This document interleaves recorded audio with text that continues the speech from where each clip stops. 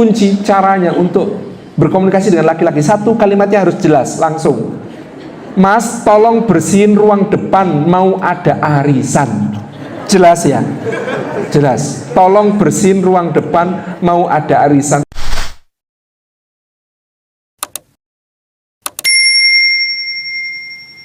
Assalamualaikum Ustaz. Terkadang suami kita bersikap buruk kepada kita. Kasarnya seperti maju kena, mundur pun kena. Kalau kita maju, saking gregetnya dia nggak berubah. Kita kasar padanya, kita berdosa. Tapi kalau kita berlemah lembut, gak sadar-sadar kita yang ngenes. Gimana cara yang paling tepat Ustaz? Jazakumullah khair. Baik, perlu difahami kunci komunikasi laki-laki dan perempuan itu berbeda. Bapak-bapak perhatikan bahwa ibu-ibu itu oleh Allah diberi amanah besar untuk mengajarkan kosakata kepada anak. Maka dalam ilmu linguistik dikenal laki-laki itu bicara sehari 5.000 sampai 7.000 kata. Wanita bicara itu rata-rata 24 sampai 48.000 kata per hari. Jadi kita bisa tahu di situ bahwa secara linguistik wanita itu lebih cerdas. Dalam bahasa sehari-hari, ibu-ibu itu lebih cerewet.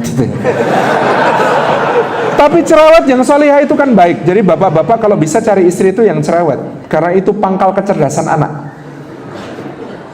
Wa 'allama Adamal asma'a kullaha. Allah itu mengajarkan kepada Adam nama-nama benda, kosakata, isim-isim, kesemuanya. Siapa yang diamanai itu sekarang? Untuk anak turun Adam, ibunya. Jadi kalau ibunya pendiam, bahaya anaknya, gak ngomong-ngomong nanti.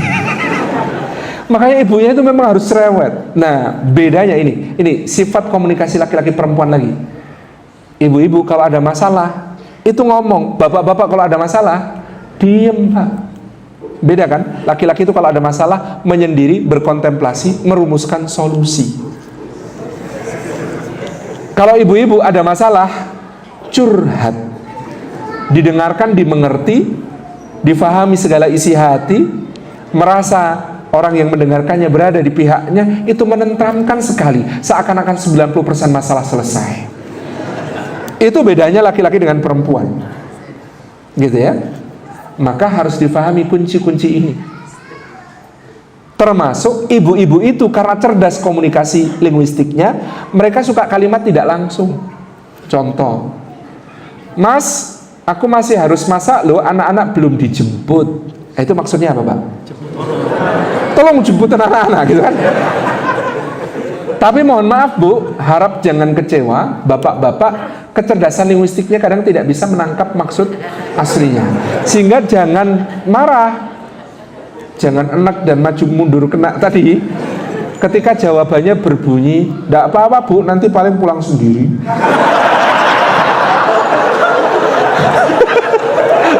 Kadang-kadang gitu ya, nggak nyambung. Jangankan itu, saya itu awal pernikahan Bapak Ibu itu mengalami tragedi kalimat tidak langsung. Naik motor berdua sama istri saya lewat sebuah rumah makan, istri saya tanya, "Yang lapar enggak?" Saya bilang enggak. Lewat rumah makan lain dia tanya, "Beneran belum lapar?" Saya bilang, "Alhamdulillah belum." Lara dong gitu. Jadi saya itu sampai rumah ketika dia masak mie instan dengan gemeteran karena habis beberapa acara gitu ya. Terus saya bilang di depan kompor yang menyala itu saya berlutut, "Kok kamu nggak bilang kalau kamu yang lapar?" "Mbok ya tadi bilang mas aku lapar, ayo kita makan dulu." "Itu pun kalau aku nggak lapar, tak lapar-laparin." Nah, maka ibu-ibu ada kunci caranya untuk berkomunikasi dengan laki-laki. Satu, kalimatnya harus jelas, langsung. Mas, tolong bersihin ruang depan, mau ada arisan. Jelas ya? Jelas. Tolong bersihin ruang depan, mau ada arisan. Tapi laki-laki belum bisa menangkap maksudnya. Bersihkan itu maksudnya apa? Harus detail Bu. Singkirkan kursinya ke pinggir, disapu, digelari tiker Mas gitu. Itu baru clear. Jadi laki-laki itu detail. Wanita kadang-kadang mengira kalau sudah mengatakan sesuatu, ya maksudnya ngeresiki ruang depan untuk arisan dulu, ya wis ngerti toh Mas itu. Kok ya cuma disapu tok Mas utuh. Kadang-kadang harus didetailkan. Itu kuncinya komunikasi sama laki-laki. Yang selanjutnya kadang-kadang ibu-ibu protes, saya itu sudah kalimat langsung tapi tetap nggak jalan itu.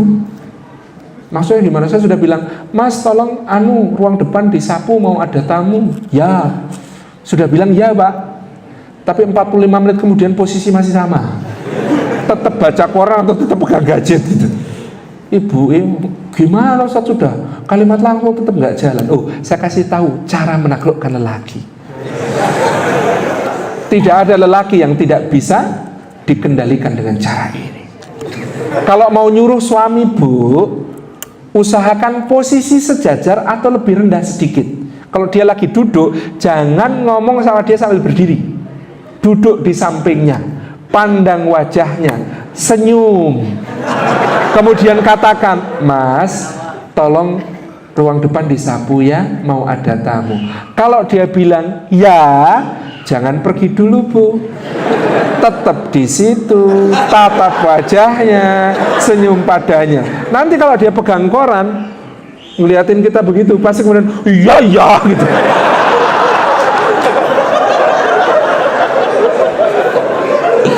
Jadi ternyata ada kunci-kunci di dalam komunikasi suami istri yang kemudian harus diketahui. Nyuruh lelaki itu memang nggak gampang, Bu, karena laki-laki itu single tasking.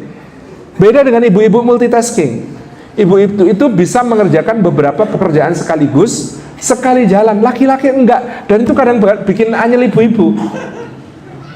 Mas, mbok tolong itu ruang depan disapu, terus habis ini kan mau ada arisan, aku pesan lemper di Bujoyo 50, tolong diambil di Bujoyo ya Mas, itu bayarnya 350.000. Biasanya beliau itu suka ngorting, tapi jangan mau dikorting. Kalau suka diungkit-ungkit, aku nggak mau kalau diungkit-ungkit. Habis itu aku juga tadi sudah bikin air teh panas, tapi jumbo kita itu rusak ya Mas, tolong mampir tempat ibu ya dari Bujoyo ya, pinjem jumbonya yang warna hijau loh Mas, jangan yang pink, malu aku kalau yang pink.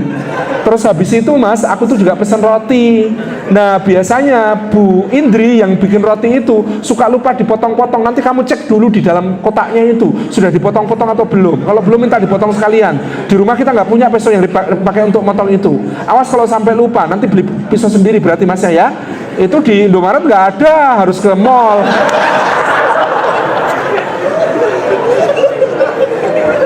Kan kita kadang-kadang sebagai suami, Bu, satu-satu. Beda Pak, kita ini satu-satu. Faida farokta fangsob, itu ayat untuk laki-laki.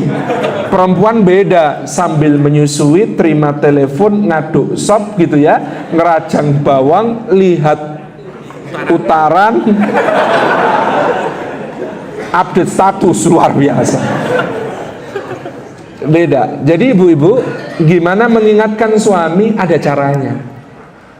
Ummu Sulaim radhiyallahu anha itu mau menyampaikan bahwa anaknya Abu Talha wafat saja, caranya Masya Allah, pulang itu nggak langsung dikatakan, Mas gimana Mas, anakmu mati Mas.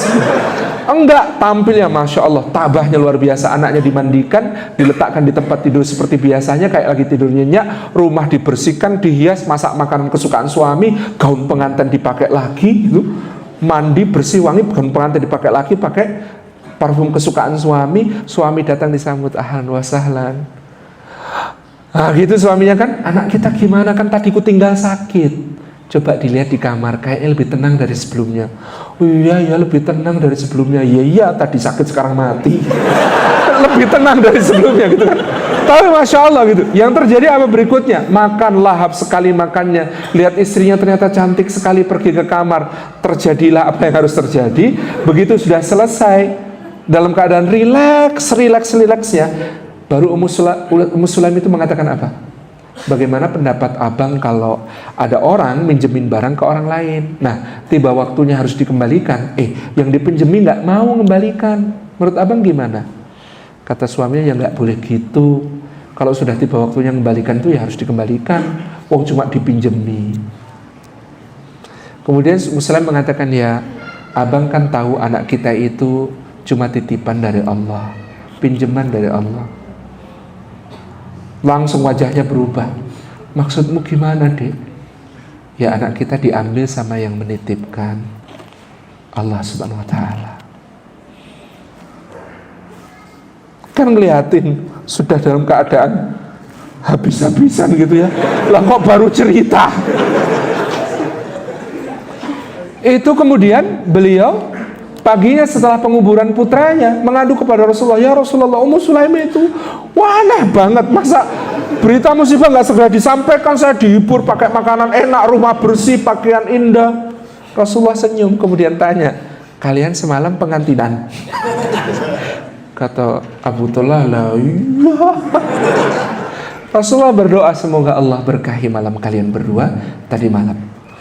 Anas bin Malik cerita, dari malam itu apa yang terjadi?